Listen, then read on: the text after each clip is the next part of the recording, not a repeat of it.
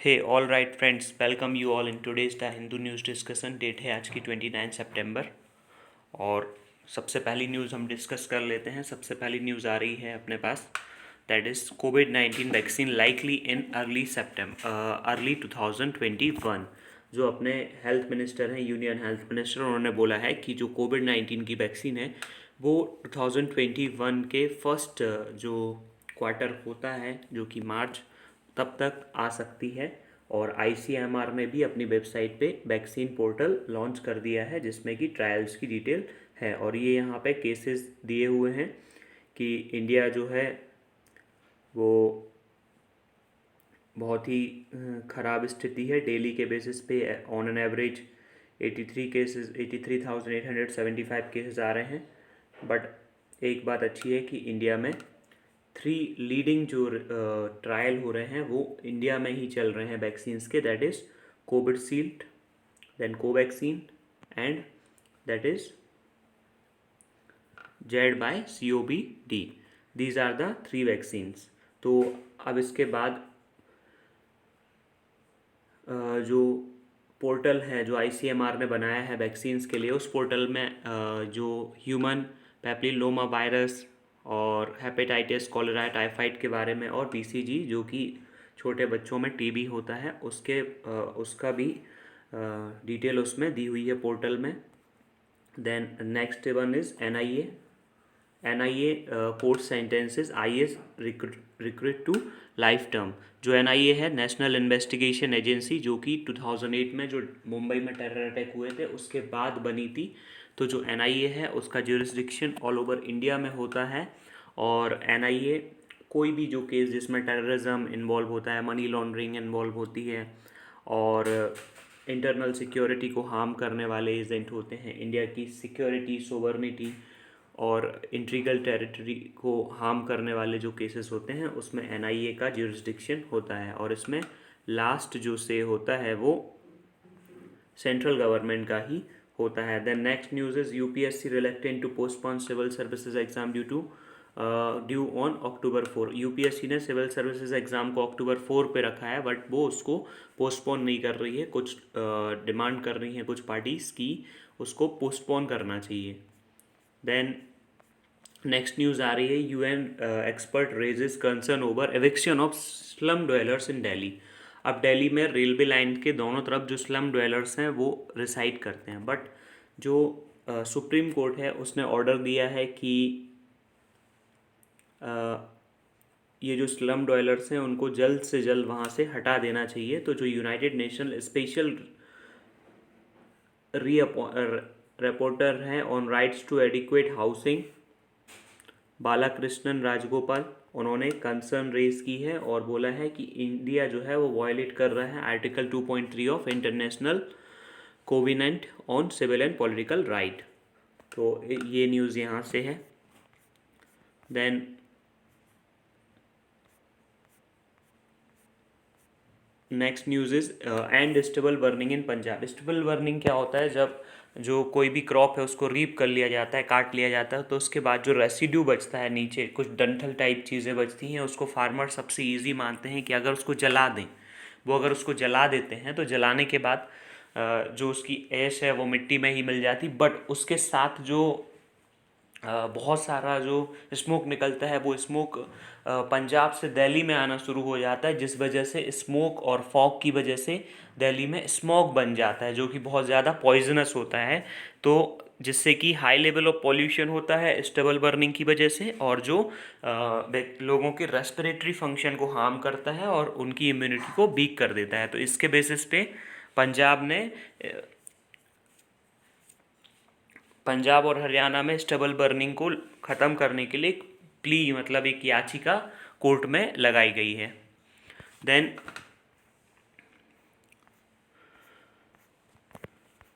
Next news, यहाँ पे भी कोई भी न्यूज़ इम्पोर्टेंट नहीं है, सारी न्यूज़ पॉलिटिकल न्यूज़ है जो अपने लिए बिल्कुल भी इम्पोर्टेंट नहीं है।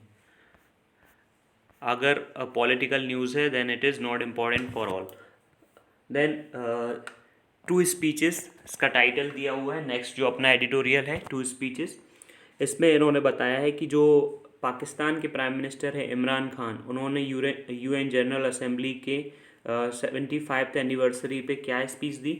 और सेकंड, जो आपके प्राइम मिनिस्टर ऑफ इंडिया हैं मिस्टर मोदी, उन्होंने क्या स्पीच दी, इसके बेसिस पे यहाँ पे बता रहा है। India might be mindful of the Pakistan strategy of raising bilateral issue in global फोरा। अब इंडिया जो है उसका पाकिस्तान के साथ बहुत सारे बायलैटरल इशूज़ हैं, जैसे कि सबसे पहला तो कश्मीर हो गया, ठीक है। दूसरा, टेररिज्म तो अब ग्लोबल इशू है।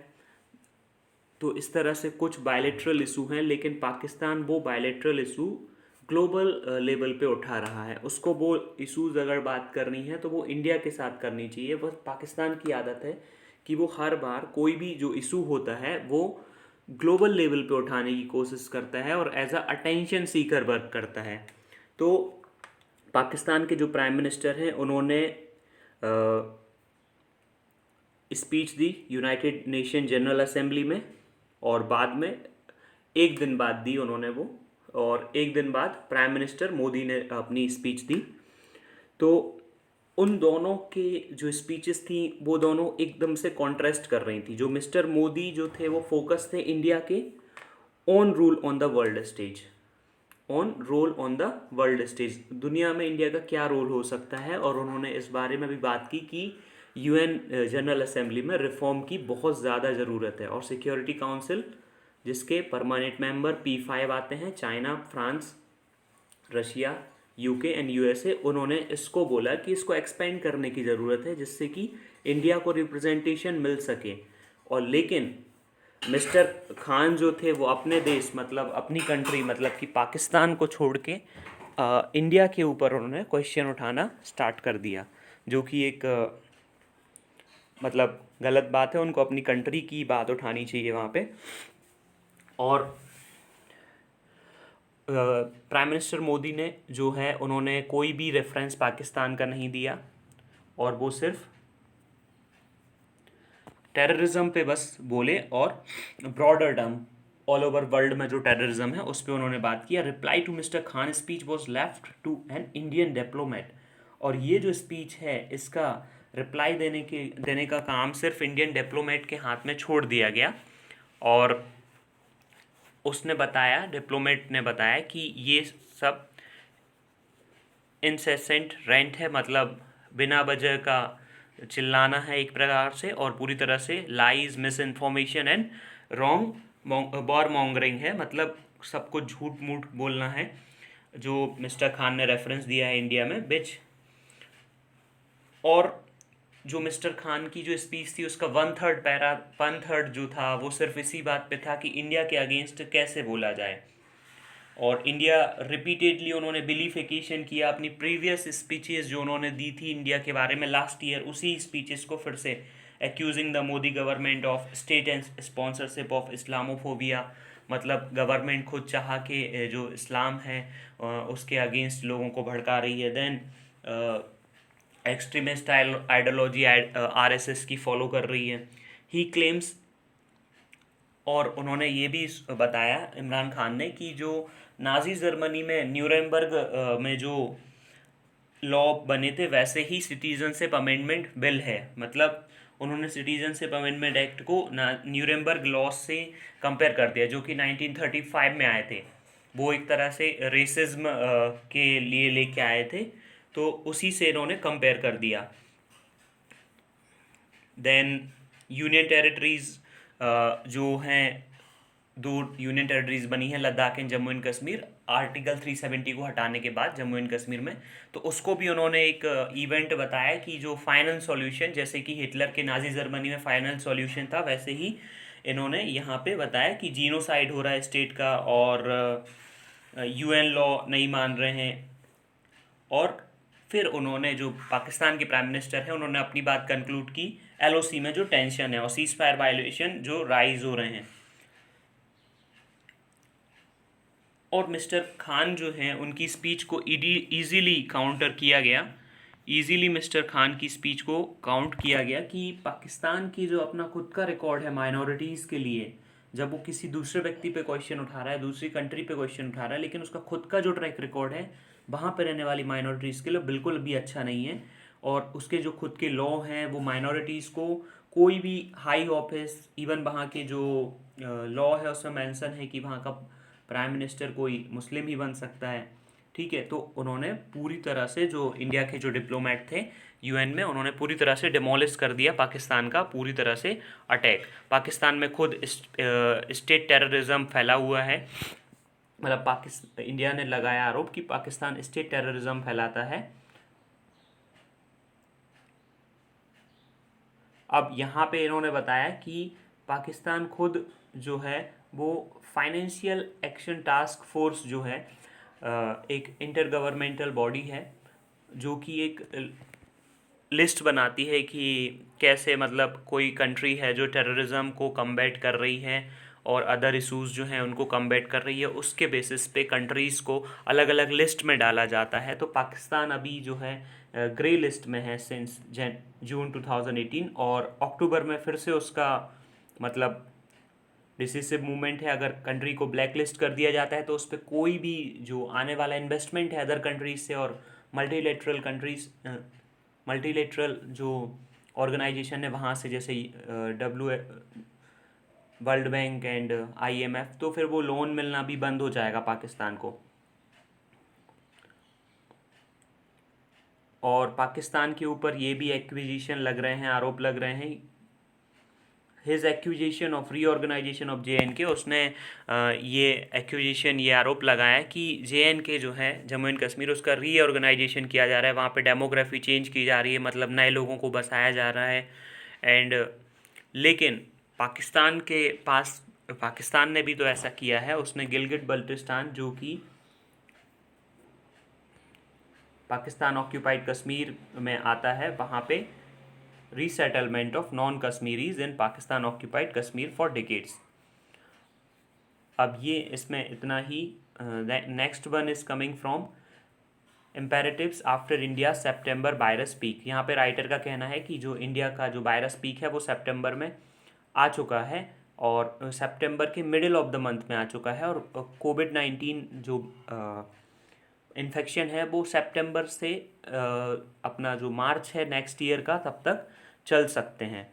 और इन्होंने बताया है कि जो भी कोविड-19 के बेसिस पे जो भी डेली वॉल्यूम पता चलते हैं अपन को, वो रिज़ल्ट के बेसिस पे पता चलते हैं। और राइटर का कहना है कि जहाँ पे सबसे ज़्यादा इन्फेक्शन है वहाँ पे टेस्टिंग उतनी पर्याप्त मात्रा में नहीं की जा रही है, तो ज़्यादा रिजल्ट नहीं मिल पा रहा है। There can not be too much reliance on these number alone. और ICMR की अपनी एक स्टडी है, उस स्टडी में ICMR कह रहा है यहाँ पे लैब टेस्ट हर्ड इम्यूनिटी। अब ये जो टर्म लिखा हुआ है हर्ड इम्यूनिटी, हर्ड इम्यूनिटी क्या है? जब एक प्लेस पे कुछ ज़्यादा ही लोग किसी भी इन्फेक्शियस डिसीज़ से जब उनको इन्फेक्शियस डिसीज़ लग जाती है तो उसके बाद फिर एक हर्ड इम्यूनिटी क्रिएट हो जाती है, मतलब और लोगों को फिर वो बीमारी नहीं होगी, तो दैट इज़ हर्ड इम्यूनिटी। तो इन्होंने यहाँ पे बताया है कि जो hidden burden of the infection in India, जो रिपोर्ट है सीरो सर्वे कंडक्टेड हुआ था Indian council of medical research ने मई जून में, उन्होंने एक पब्लिश किया रिपोर्ट सितंबर में। उन्होंने बताया कि the number of infection detected by the reverse transcription, मतलब जो RT-PCR टेस्ट होता है, reverse transcription polymerisation chain reaction, उसमें सिर्फ वो small fraction of total burden, जितने भी कंट्री में केस हैं उसका बहुत छोटा सा हिस्सा ही बता रहा है ये, ठीक है। और बहुत बड़ा हिस्सा जो है वो अनडिटेक्टेड रह गया है। और इन्होंने एक बहुत ही इम्पॉर्टेंट बात यहाँ पे बताई है कि कोई भी जो लेबोरेटरी डायग्नोसिस इन्फेक्शन होता है मतलब कोविड-19 का, उसमें 80 से 100 अनकन्फर्म्ड इन्फेक्शंस हैं कंट्री में। तो अगर इस हिसाब से देखें तो 26 सितंबर को इंडिया में 59,90,581 केसेस थे, जो कि 9,419 बस शॉर्ट है 6 मिलियन से। तो अगर अपन ये करेक्शन फैक्टर का मल्टीप्लाई करें इसमें, तो इंडिया में 480 से 600 मिलियन लोगों को सफ़र करना चाहिए कोविड-19 से, जो कि लगभग 48 करोड़ से लेके 60 करोड़ तक पॉपुलेशन हो सकती है। इंडिया की पॉपुलेशन है 1380 मिलियन, उसमें से इतने सारे लोगों को अगर इफेक्ट हो रहे हैं तो that is reaching towards herd immunity. It means that अब किसी को और नहीं होगा. देन herd immunity, in other words the herd immunity was in the range of 35 to and 43. तो अभी ये जो रीच है वो 35 and 43 के बीच में है. और sorry, since about 30% immunity is sufficient to reach the peak of epidemic curve. और ये रिसर्च में ऐसा है कि 30% अगर हर्ड इम्यूनिटी रीच हो जाती है तो फिर पीक पे पहुंच जाते हैं. अब बचा है सेकेंड फेज जो कि मार्च तक चलेगा. उसमें अगर हो सके तो 30% और 30 से 40% और लोगों को अगर कोविड-19 होता है तो उसके बेसिस पे फिर टोटल 70% जो इंडिया की पॉपुलेशन है वो कोविड-19 से इन्फेक्टेड हो जाएगी. ऐसा ICMR के सर्वे का इन्होंने प्रोजेक्शन बनाया है. वो सही भी है कि नहीं भी, but we have to study. तो इन्होंने बताया है कि अब पोस्ट पीक सिनेरियो क्या होगा. अभी जैसे 35% पॉपुलेशन इन्फेक्टेड हो चुकी है सितंबर तक. अब post another 35 will be infected post peak, मतलब मार्च तक और होगी. फिर इसके बाद टोटल अगर 70% हो जाते हैं तो 30% बचे, जो कि अब 30% ही जो 30% बचे हैं वो उस माइक्रोब को सस्टेन कर सकते हैं, नो प्रॉब्लम, वो सफिशिएंट है. फिर जो एपिडेमिक फेस है, लेकिन वो अभी तो परपेचुअल है, मतलब आगे तक चलेगी. अभी अपन कह नहीं सकते कि वो ख़त्म हो जाएगी. इट विल लास्ट लॉन्गर जब तक कि वैक्सीन लॉन्च नहीं हो जाती है. और इसके बाद we expect the epidemic to settle down and become an endemic phase. अपन कब एक्सपेक्ट करें कि एपिडेमिक जो है वो सेटल डाउन हो जाएगी. और इन्होंने बताया है कि ये mid March and peaked after 6 months in the mid September, so it is reasonable to assume that the epidemic will continue further 6 months until March 2021 and before it turns endemic.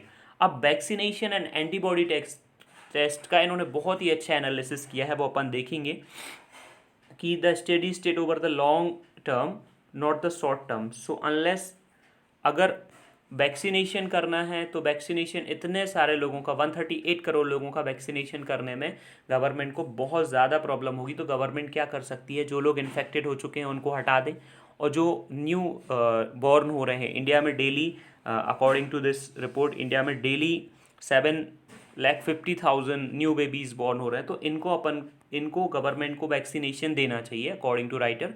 And writer का ये कहना है कि government को जो कोविड-19 का antibody test होता है जिसमें कि immunoglobulin IgG, IgA and IgM government test करती है. तो एक कंट्री है आइसलैंड जिसने कि पूरा कंट्री वाइड ये स्क्रीनिंग कर ली. और अगर 70% पॉपुलेशन इन्फेक्टेड हो गई है तो फिर जो भी इन्फेक्टेड हो गए हैं उनको वैक्सीनेशन की रिक्वायरमेंट नहीं है. सीधी सी बात है, अगर कोई इन्फेक्टेड हो चुका है तो उसकी बॉडी में ऑलरेडी एंटीबॉडी हैं, तो वो फाइट कर सकती हैं कोविड-19 से. तो अब उस पर्सन को वैक्सीन की रिक्वायरमेंट नहीं होगी. तो यहाँ पे राइटर का कहना है कि बचे कितने लोग, अब 70% अगर इन्फेक्टेड हो गए तो वैक्सीनेशन रिक्वायर रहेगी ओनली 414 मिलियन पीपल के लिए, और जो भी न्यू बर्थ डेली हो रहे हैं उसके लिए. तो जो नंबर है जिनका एंटीबॉडी टेस्ट करना है दैट इज़ 1368 मिलियन, क्योंकि उन्होंने न्यू जो डेली ऐड होते जा रहे हैं बेबीज़ उनको भी ऐड कर लिया. और जब तक वैक्सीन आएगी तब तक इंडिया में 12 million means 1 crore 20 lakh infected हो जाएंगे, तो उनको भी वैक्सीनेशन की ज़रूरत नहीं पड़ेगी. अब जो वैक्सीनेशन जो नॉन इन्फेक्टेड पर्सन है, जिनको मतलब गवर्नमेंट कहती है कि इनको इन्फेक्शन हुआ था, रिपोर्ट उनकी आई थी RT-PCR की, उन लोगों को तो वैक्सीनेशन करने की कोई ज़रूरत होगी नहीं. वैक्सीनेशन किसके लिए ज़रूरी होगा, वैक्सीनेशन उनके लिए ज़रूरी होगा जो कोविड-19 का जो एंटीबॉडी टेस्ट है उसमें भी नेगेटिव आए हैं. एंटीबॉडी जो अभी अपन ने देखा IgM, IgG और IgA, तो उस हिसाब से IgA, तो उस हिसाब से देखा जाए तो जिनका कोविड-19 का एंटीबॉडी टेस्ट पॉजिटिव आता है, इस मीन्स दैट उनकी बॉडी में कोविड-19 से फाइट करने के लिए एंटीबॉडी बन चुकी हैं. तो अगर उनकी बॉडी में एंटीबॉडी बन चुकी हैं तो उनको भी वैक्सीनेशन की कोई ज़रूरत नहीं है. और यहाँ पे राइटर एक इम्पॉर्टेंट बात बताता है कि अगर वैक्सीनेशन करने से पहले अगर उस पर्सन का चेक कर लिया जाए कि कोविड-19 की एंटीबॉडी आ गई है कि नहीं उसकी बॉडी में, तो ये वैक्सीनेशन से थोड़ा चीप हो सकता है, जिससे गवर्नमेंट का जो फंड है वो थोड़ा कम लगेगा। अब ये स्टेप अगर गवर्नमेंट ले सकती है, large scale total antibody testing और vaccine delivery for those and antibody negative will entail expenses, और इससे क्या होगा, गवर्नमेंट का बहुत सारा पैसा इससे बच जाएगा। हेल्थ में वो दूसरी जगह उसको खर्च कर सकती है। And using India's strength as WHO, we also have a unique opportunity to eradicate COVID-19 altogether. We prepare now for a strategic use of vaccine globally. अब जैसे कि इंडिया में 3 वैक्सीन्स के क्लिनिकल ट्रायल चल रहे हैं, तो और कुछ वैक्सीन मार्च 2021 से पहले आ जाएगी। अब एरेडिकेशन जो है पूरी ग्लोबल नीड है, 700-800 करोड़ लोगों को वैक्सीनेशन देना है, तो इंडिया जो है उसमें लीडरशिप प्रोवाइड कर सकती है। इस तरह से ये राइटर का कहना है। नेक्स्ट अपन ये डिस्कस नहीं करेंगे, soldier, diplomat, political and mentor Jaswant Singh, ये अपने फॉर्मर जो हैं विदेश मंत्री थे। जब प्लेन हाईजैक हो गया था तब ये उस समय इंडिया के एक मतलब विदेश मंत्री थे। Then UN and the retreat from multilateralism. यहाँ पे राइटर का कहना है कि जो कंट्रीज़ हैं वो पहले एक मल्टीलेटरलिज्म की तरफ थी, मतलब मल्टीलेटरलिज्म को सपोर्ट करती थी। इट मीन्स दैट कि जो कंट्रीज़ हैं वो एक दूसरे के साथ थी और किसी एक मल्टीनेशनल मल्टीलेटरल ऑर्गेनाइजेशन को सपोर्ट करती थी, और उसके जो प्लान है, उसका जो प्लान एंड एक्शन है उसको फॉलो करती थी। बट रिसेंटली ये देखा गया है कि हर कंट्री में अपना अपना नेशनलिज्म आ रहा है, जिसकी वजह से जो मल्टीलेटरलिज्म है उसको बहुत ज़्यादा हर्ट हो रहा है। दैट्स वाई आर्टिकल का टाइटल है रिट्रीट फ्रॉम मल्टीलेटरलिज्म, मतलब जो मल्टीलेटरलिज्म है उससे लोग दूर जा रहे हैं मल्टीलेटरलिज्म से। अब इधर पे यूनाइटेड नेशन का जिक्र है। जो यूनाइटेड नेशन है उसकी 75th एनिवर्सरी थी, जो कि 21 सितंबर 2020 को थी। अब यहाँ पे राइटर ने बताया है कि जो एनिवर्सरी जो है वो इस समय आ रही है जब वर्ल्ड जो है मल्टीलेटरलिज्म से अपना रिट्रीट ऑब्जर्व कर रहा है, मतलब लोग जो अलग अलग कंट्रीज़ हैं वो मल्टीलेटरलिज्म को फॉलो नहीं करते हैं। It also faces an unprecedented pandemic, और इस समय एक अनप्रेसिडेंटेड पैंडमिक आया है जो कि मतलब किसी ने भी ऐसा सोचा नहीं था कि इतना बड़ा पैंडमिक आएगा। It is addressed to the UN on September 22, the UN General Secretary General। तो जो पैंडमिक है वो बहुत कोई मतलब इसको प्रेडिक्ट नहीं कर सकता था, और जो डीपेस्ट रिसेशन हुआ था 1930 में उससे भी ज़्यादा मतलब प्रॉब्लम अभी आ रही है, और this has made more difficult to achieve the sustainable development goal. United Nations ने कुछ डेवलपमेंट गोल फिक्स किए हैं जिनको उन्होंने बोला है सस्टेनेबल डेवलपमेंट गोल, मतलब कंट्री के सस्टेनेबल डेवलपमेंट के लिए ये गोल डिसाइड किए गए हैं। टोटल गोल्स हैं 17, तो ये UN हैड अडॉप्टेड। तो सॉरी, इधर पे यूनाइटेड नेशन के जो सेक्रेटरी जनरल हैं उनका कहना है कि वर्ल्ड जो है इन सस्टेनेबल डेवलपमेंट गोल को अचीव करने से पीछे जा रहा है बिकॉज ऑफ कोविड-19। अब चैलेंज टू मल्टीलेटरलिज्म यहाँ पे डिटेल में बताया गया है हर एक कंट्री का। तो जो चैलेंज है मल्टीलेटरलिज्म के is coming from not from the have not मतलब द पुअर कंट्रीज और जो डेवलपिंग कंट्रीज है वहाँ से नहीं आ रहा है चैलेंज मल्टीलेटरलिज्म के लिए। मल्टीलेटरलिज्म के लिए चैलेंज आ रहा है एग्जिस्टिंग जो डेवलप्ड कंट्रीज़ हैं वहाँ से, तो जो कि बहुत ही ज़्यादा सोचने वाली बात है। US जो है वो अकेले नहीं मल्टीलेटरलिज्म से विड्रॉ कर रहा है, जैसे कि US ने बोला कि वो WHO से उसकी फंडिंग भी रोक देगा और WHO से बाहर भी आ जाएगा। ठीक है, ब्रेग्जिट हुआ, जो UK है, जो ब्रिटेन है, वो यूरोपियन यूनियन से बाहर आ गया। देन उन्होंने बताया कि इसकी वजह से नेशनलिज्म जो है यूरोप में एक स्ट्रॉन्ग चीज़ है। देन फ्रेंच प्रेसिडेंट है एमेन्युअल मैक्रॉन, उन्होंने अपनी स्पीच दी यूनाइटेड नेशंस में।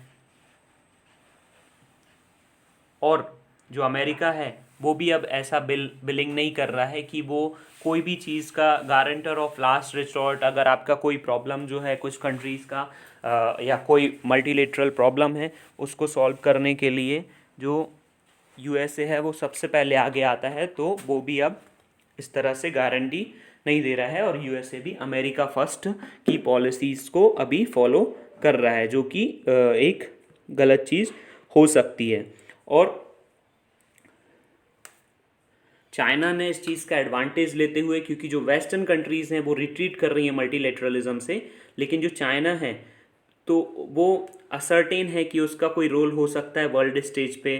और उसका जो प्रोग्राम है belt and road initiative consist of series of bilateral credit agreement with the recipient countries with no mechanism for multilateral consultation. तो ये एक चिंता का विषय है कि अगर चाइना ने बहुत सारी कंट्रीज़ के साथ अपना बायलैटरल रिलेशनशिप कर लिया है और उनको पैसे उधार दे दिए हैं, तो अगर उससे कोई भी बैकफायर होता है तो वो फिर मल्टीलेटरल जो सिस्टम है उसमें नहीं आ सकता। तो ये उन कंट्रीज़ के लिए प्रॉब्लमेटिक सिस्टम है।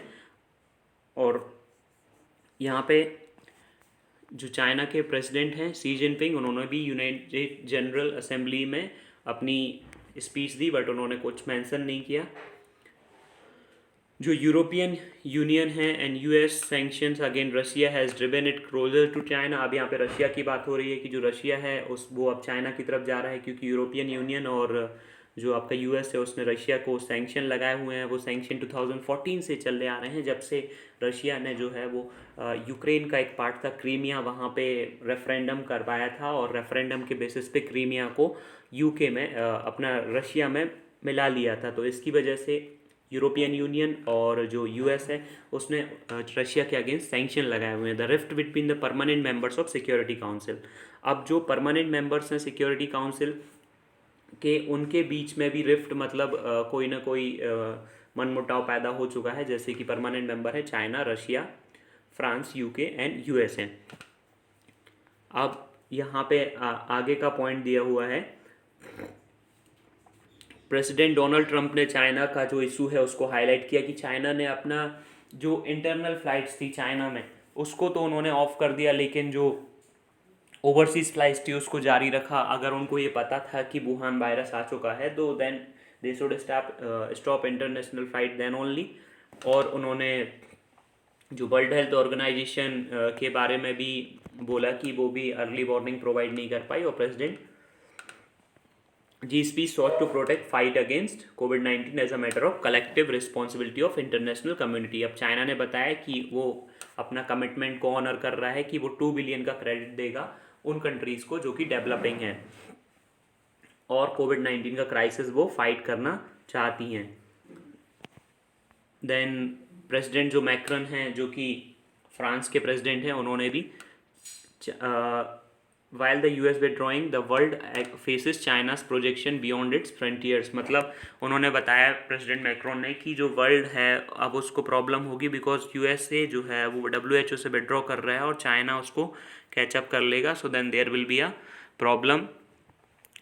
और साथ में उन्होंने बताया कि जो टर्की है वो इंटरवेंशन कर रहा है सीरिया में, लीबिया में और ईस्टर्न मेडिटेरेनियन में, जो कि इंटरनेशनल ब्रीच है, इंटरनेशनल लॉ का ब्रीच है। मतलब इंटरनेशनल लॉ टर्की जो है वो वॉयलेट कर रहा है। देन इसके बाद several hurdles the United Nation secretary general report on the work on organisation highlight some of the achievements and challenges the world body faces. अब यहाँ पे इन्होंने चैलेंजेस बताए क्योंकि जो UN है वो अपना एक पीस कीपिंग मिशन चलाता है एंड साथ में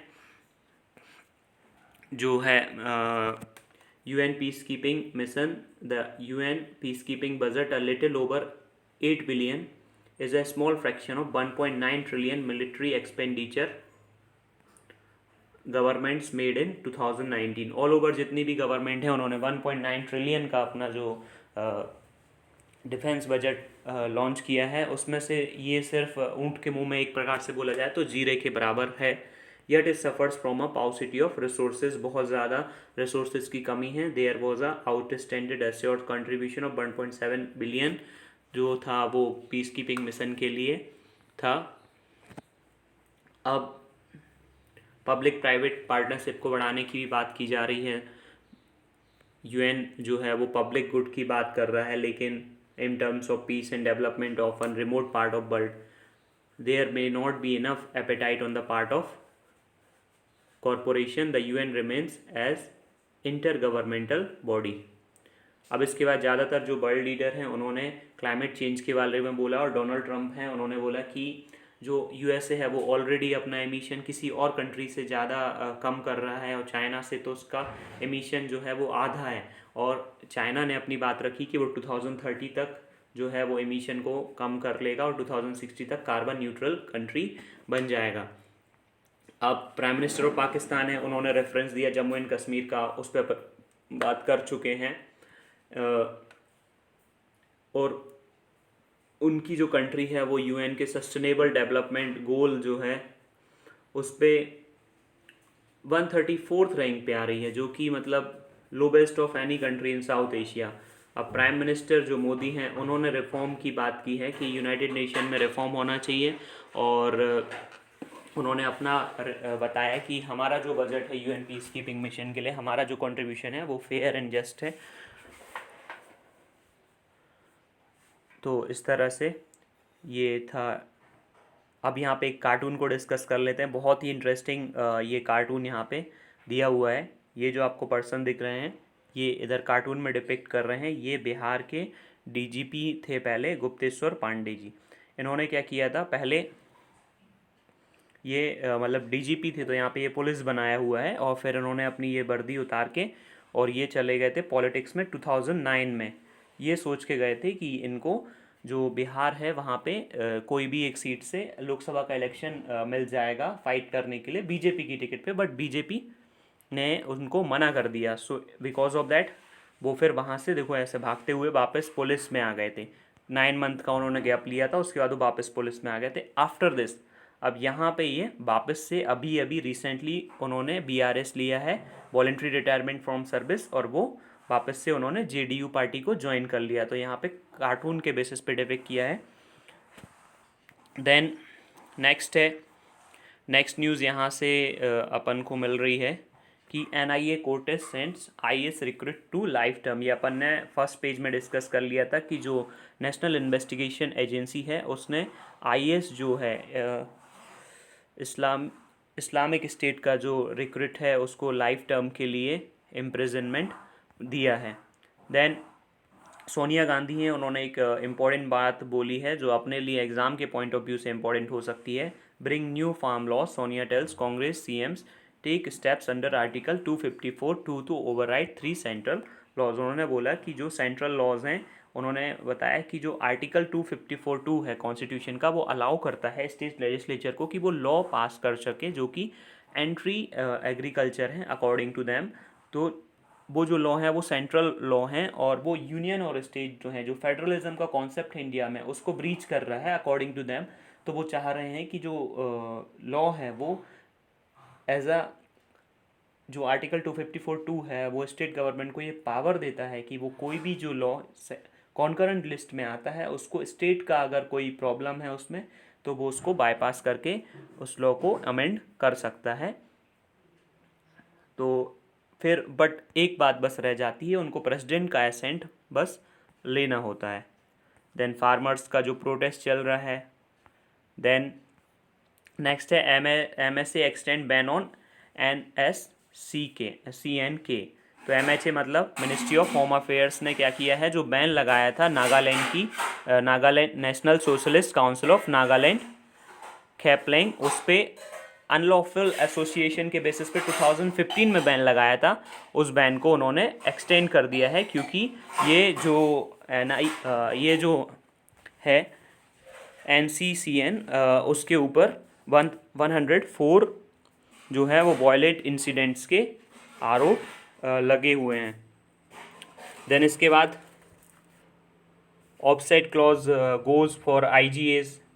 इन्होंने यहाँ पे लास्ट वीक जो कंट्रोलर ऑडिटर जनरल हैं CAG हैं, उन्होंने ऑब्जर्व किया कि जो फ्रांस के defence major Dassault Aviation and DMBA हैं, उन्होंने अभी तक जो है वो टेक्नोलॉजी ट्रांसफ़र करने की कोई भी बात नहीं की है, जो कि रिसर्च डेवलपमेंट को टेक्नोलॉजी ट्रांसफ़र करने की कोई बात नहीं की है DRDO को, जहाँ पे 636 राफेल जो हैं फाइटर जेट परचेस किए थे 60,000 करोड़ रुपीस की डील करके।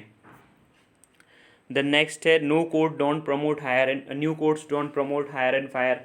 अब जो गवर्नमेंट जो है वो 3 न्यू लेबर कोड बिल्स लेके आई है, जिसके बेसिस पे यहाँ पे आरोप लग रहा है कि पार्लियामेंट में जो है ना पास की हैं 3 labour code bill, code on social security, the occupation safety, health and working condition code and industrial relation code 2020।